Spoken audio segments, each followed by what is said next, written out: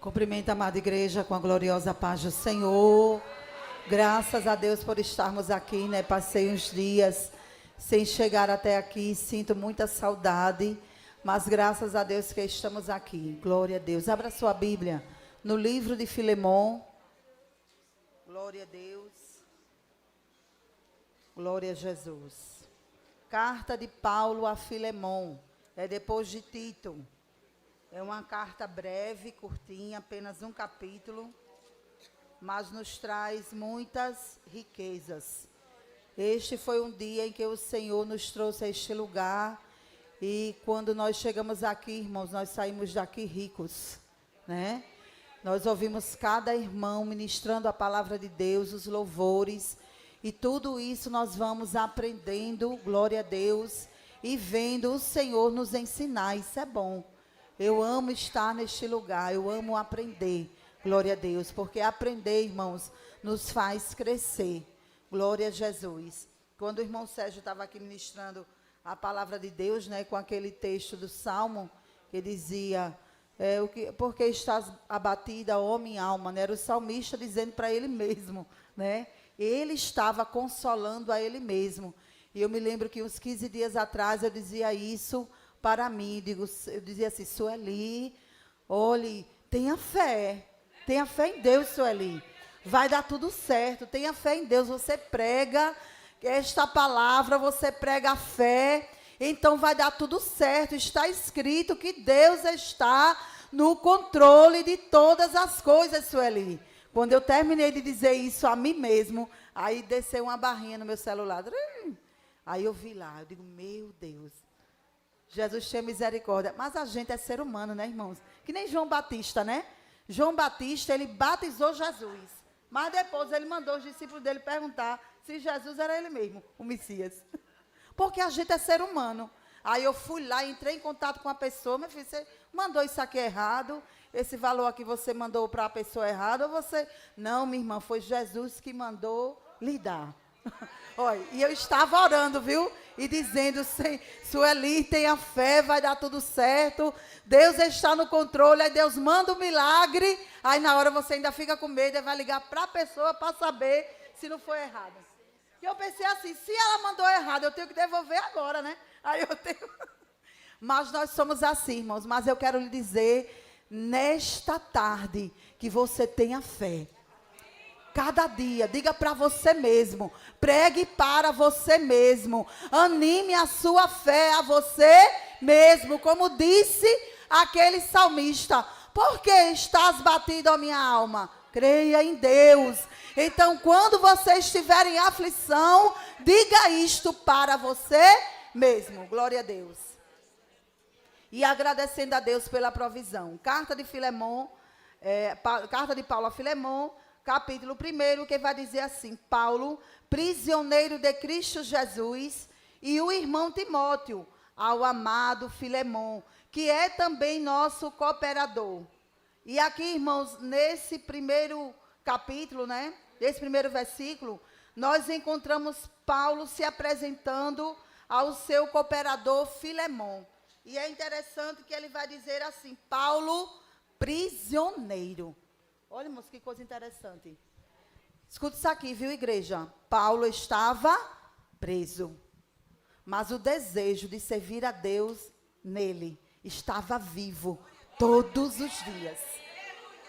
Glória a Deus. E muitas vezes, há circunstâncias em nossas vidas que nos traz tristeza a ponto de você querer desanimar de fazer alguma coisa para Jesus. Pegue Paulo como exemplo e mesmo que você esteja hoje na pior situação, mas continue servindo a Deus com alegria.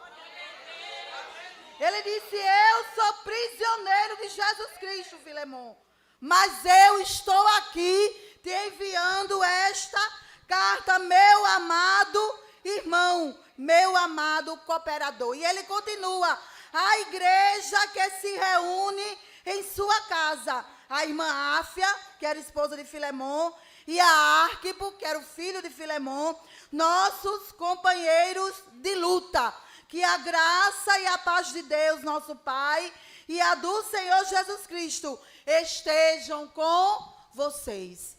Era preso, mas havia nele paz. Como é que você está de paz, queridos, nesta tarde? Ou você já amanhece atribulado, angustiado, querendo morder alguém, mas eu quero lhe dizer, clama o sangue de Jesus, porque a graça de Deus, ela deve estar sobre a tua vida, independente da situação. Independente de como você amanheceu hoje, a paz, ela tem que estar no seu lar. A paz, ela tem que estar dentro de você. A graça de Deus deve estar dentro de você todos os dias, independente das circunstâncias. Tem dias que você quer parar. Dizer assim, até hoje, não vou mais fazer nada na casa de Deus. Por quê? Porque esta situação difícil aqui, ela não para. Deixa eu lhe dizer uma coisa.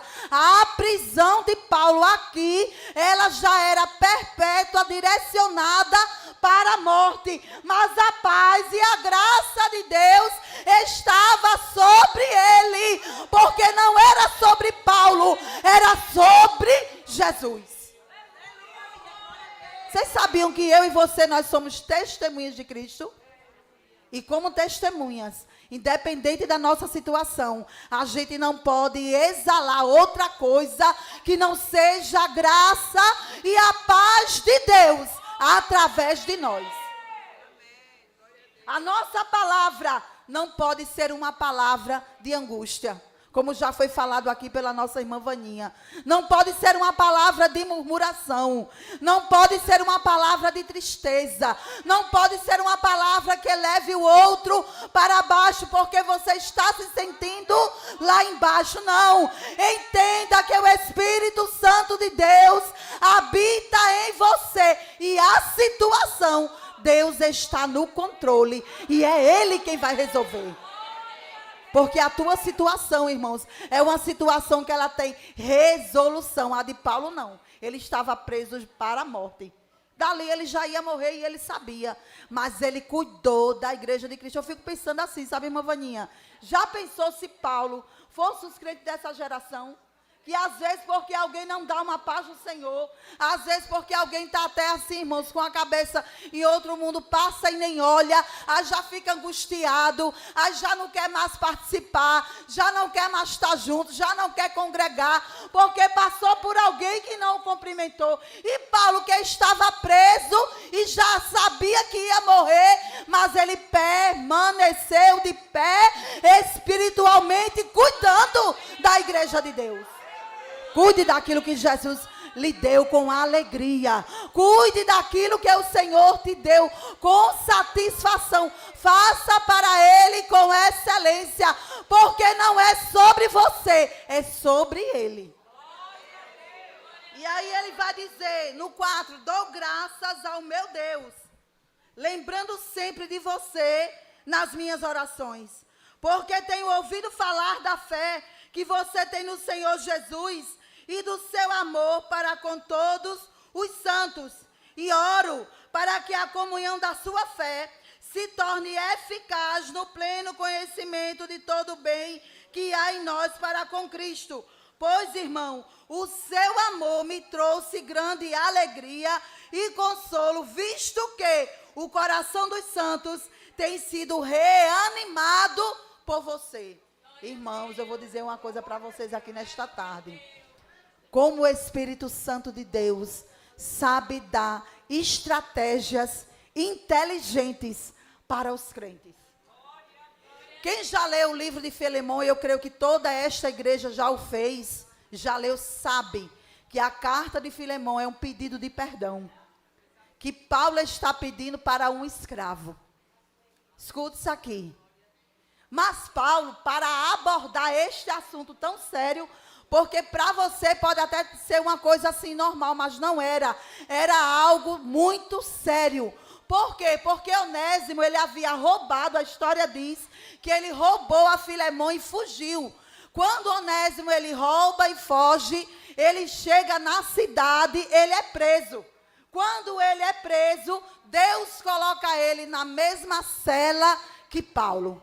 E Paulo ali evangeliza a Onésimo, e Onésimo aceita Jesus como Salvador e passa a ser cooperador de Paulo. Ô irmãos, como às vezes a gente se orgulha, né? Com alguma coisa. Às vezes alguém se orgulha porque tem uma faculdade. Às vezes alguém se orgulha porque tem dinheiro. Às vezes alguém se orgulha porque já nasceu numa família, chamada famílias tradicionais. Aí Jesus chega nessa carta de Filemão e traz um escravo fujão e ladrão e salva ele e coloca ele para ser cooperador dentro da obra de Deus numa cadeia. Sabe o que é que Jesus está dizendo para você, mãe? Que tem seu filho aí no mundo das drogas, ele está dizendo hoje, há esperança para ele. Há esperança para o teu marido. Há esperança para a tua filha. Você é que não pode desistir. Permaneça orando, jejuando e fazendo a obra de Deus. Porque quem marca encontro com ele e com ela é o papai do céu. E ele vai marcar encontro com os teus por esses dias. Mas a sabedoria de Paulo, irmãos, pelo Espírito, ó. Ele começou elogiando. Está vendo, irmão, como é quando a gente vai resolver um problema? Quando a gente arruma um problema, que a gente arruma ou não arruma problema? Arruma. Aí a gente arruma problema e às vezes quer resolver do nosso jeito, que a gente tem razão, né? Aí Paulo, ele nos ensina, olha, ele disse assim, dou graças ao meu Deus, lembrando sempre de você nas minhas orações. Ele era um homem de oração, Paulo. Então eu e você precisamos entender que temos que ter uma vida de oração. Orar pelos nossos e orar pelos outros, os irmãos, os amigos, aqueles que ainda não aceitaram Jesus. E ele vai dizer, porque tem ouvido falar da fé que você tem no Senhor Jesus, Filemão, e do seu amor para com os santos. Oro para que a comunhão da fé se torne eficaz no pleno conhecimento de todo o bem que há em nós para com Cristo. Pois, irmão, o seu amor me trouxe grande alegria e consolo, visto que o coração dos santos tem sido reanimado por você. Ele disse, olha, Filemão, olha quem você é em Deus. Tá vendo, irmãos? E às vezes a gente tem uma dificuldade, né? De olhar, de elogiar alguém, de você mostrar quem é aquela pessoa em Deus, como você a enxerga. E aqui Paulo vai mostrando a Filemão, olha, Filemão, tu é um homem de fé. Olha, Filemão, tu é um homem de amor. Olha, Filemão, a tua palavra na igreja que está em tua casa é uma palavra que reanima os irmãos. Então, Filemão, eu tenho coragem de te fazer um pedido. Aí, em seguida, ele lança o pedido. Olha o que é que a palavra de Deus está nos ensinando. Nós temos que ter fé. Nós temos que ter amor. E nós temos que saber reanimar. Você consegue, nesta tarde, imaginar alguém que começou o ano de 2024 na casa de Deus e hoje não está? Você pode reanimar esta pessoa com a palavra de Deus por fé e amor. Então pegue ela, adote e vá reanimar alguém que você conhece e sabe que não está mais na presença do Senhor. E nós não podemos perder tempo. E talvez você diga, mas ela e ele não quer nada com Jesus. Só leve a palavra de amor e fé. Reanime, que o Espírito Santo fará a parte dele. Aí ele vai dizer, pois bem, ainda que eu sinta plena liberdade em Cristo para ordenar a você o que convém ser feito, prefiro, no entanto, pedir em nome do amor, sendo o que sou, Paulo, velho, porque aquele já era um homem velho, já estava de idade, e agora também prisioneiro de Cristo Jesus. Faço um pedido em favor de meu filho, Onésimo, que gerei entre algemas. Antes ele era inútil para você, atualmente, porém, ele é útil para você e para mim. Isso não foi um pedido fácil, irmãos. Ele foi pedir a Filemon para que ele recebesse de volta aquele escravo fujão e que o havia roubado. Sabe o que é trazido para os nossos dias? O que é isso aqui? É aquela pessoa que já lhe afrontou. É aquela pessoa que já lhe prejudicou. É aquela pessoa até que tentou fazer você parar. Mas nesta tarde o Senhor está dizendo: perdoa. Perdoa. Pega aquelas palavras que ficam trilhando na tua mente. Mas ela falou isto. Mas ele falou aquilo. E me magoou. E me colocou lá embaixo. E vai pedindo ao Espírito Santo de Deus para jogar estas palavras no esquecimento. E pede a Ele capacidade para perdoar. Porque esta tarde é uma tarde de perdão. Glória a Deus. E Jesus na cruz, irmãos, ele fez isso. Olha aqui a atitude de Jesus na cruz, que é o nosso maior exemplo. Ele disse: Pai, perdoai, porque eles não sabem o que fazem. Lá na cruz do Calvário, irmãos, Jesus não rejeitou, ele abraçou. Então não rejeite, abrace. Jesus, ele não fez sofrer, ele traz alívio. Não faça ninguém sofrer. Traga alívio. Sempre. E se não pode trazer uma palavra de alívio, silencia. Mas não leva prejuízo para ninguém.